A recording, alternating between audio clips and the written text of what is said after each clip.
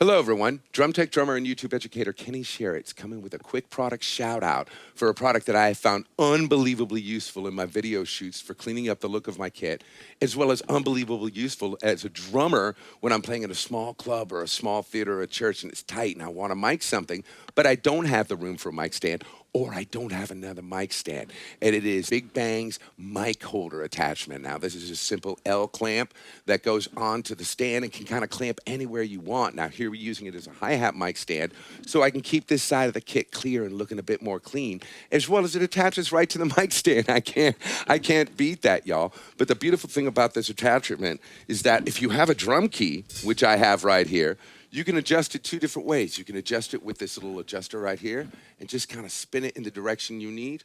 And it also has a secondary adjustment over here with the wing nut, where again, you can adjust the angle and then just bring it in a little closer, a little further, a little closer until you get perfection.